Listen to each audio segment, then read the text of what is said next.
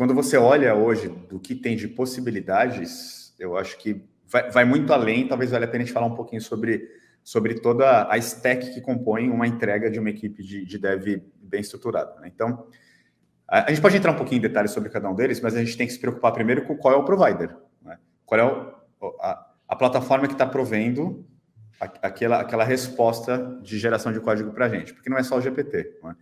Tem algumas AIs públicas, como o GPT, tem algumas AIs as a service de cloud providers, como o AWS Q, e tem o Azure. Depois o Ednilson me ajuda a lembrar, porque ele sabe mais disso do que eu. Tenho o Copilot Services e tem mais algumas variações ali dentro do Azure, a gente já entra nisso. Então, lá em cima tem qual é o provider. Aí depois você precisa saber qual é o modelo dentro do provider que está respondendo às suas aquisições. Aí você vai deixar isso como serviço, você vai instalar o seu modelo on-premises. E aí depois que você tem o modelo rodando, como é que você coloca um gateway na frente para falar com a IDE? Qual IDE você escolhe? Qual plugin para qual linguagem e qual feature você vai usar? Viu só o tamanho da brincadeira quando você isso leva para um nível mais enterprise, com foco de produtividade de centenas de pessoas, muito mais do que só um apoio pessoal de uma pessoa específica ali, né, no copy e cola. Eu acho que a gente até podia falar um pouquinho de cada uma dessas coisas, mas eu não sei se vocês querem. Eu acho que assim, a gente pode ir na ordem dos fatores. Você me deixa falar um pouquinho antes aqui do começo, aí a gente pode, na sequência, ir para o código e todos os modelos, etc. Eu acho que assim, a primeira coisa que auxilia a gente muito no dia a dia, pensando em tecnologia, em dev, são as ferramentas que estão ajudando o pré-coding, que é a parte de ideação, né, desenvolvimento do produto, criação de roadmap. Então, se você pegar uma ferramenta hoje, como o Miro, por exemplo, todo mundo conhece o Miro Board, mas é uma ferramenta que você pode fazer uma colaboração online num whiteboard, a grosso modo é isso.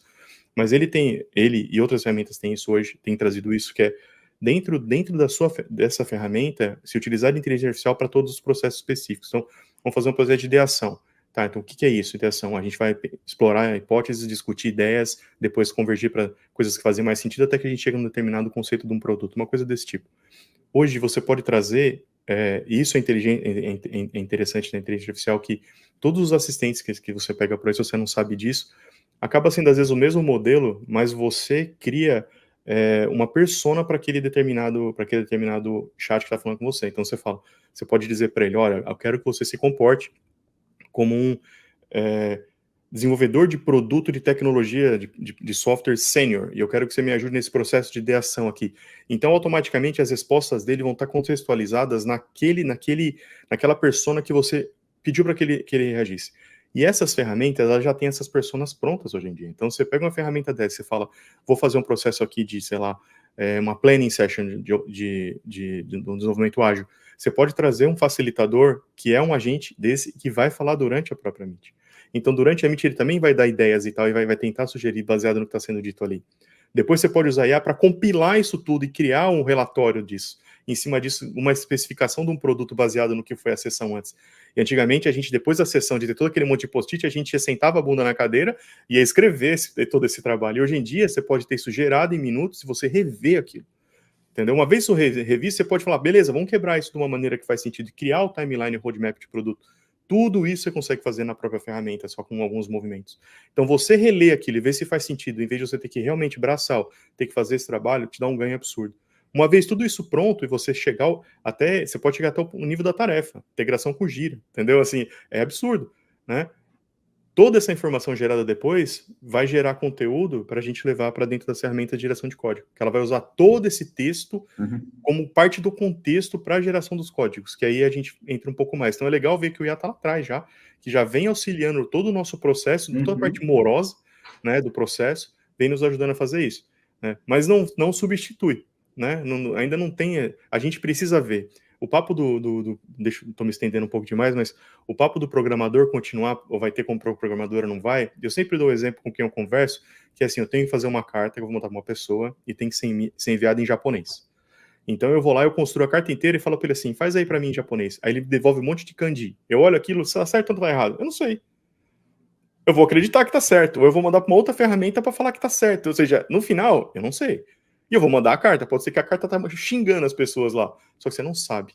Isso é muito do trabalho que tem hoje. Você pode pegar um IA, pedir para ele gerar todo o código para você, mas no momento que ele gera, você vai rever, você vai ver se está certo, você vai ver se requisito não funcional está ali, entendeu? Estou liberando recursos, estou compilando, tem segurança, ou seja, você tem que ter um trabalho ali de juntar isso tudo. Não dá para, não tem como você esperar que ele vai fazer tudo. Mas o heavy lifting, a parte pesada, braçal, cara, isso tudo ajuda muito mesmo. Então, assim, eu quis falar mais a parte do começo aqui, da parte, né, não code. Agora, na parte de código, eu empurro pro Denilson aí você segue aí. Vamos. Acho que a gente pode dar uma quebradinha por assuntos, porque foi bacana o que você fez. Você pegou na sequência aí, primeiro pré-coding, tudo que a gente precisa para entender o que vai ser feito. A gente pode até falar depois, lá na frente, o post-coding, né? Se tem alguma coisa que pode ter de colaboração do AI. Vamos puxar, então, para o meio aí, que, assim, a própria produção do código e o que tipo de ação direta o AI pode ajudar a gente. Isso a gente deixa logo aqui para os próximos minutos. Mas antes, vamos tentar montar aquele quebra-cabeça do que precisa ter funcionando para que a gente tenha um LLM respondendo geração de código, né? Então,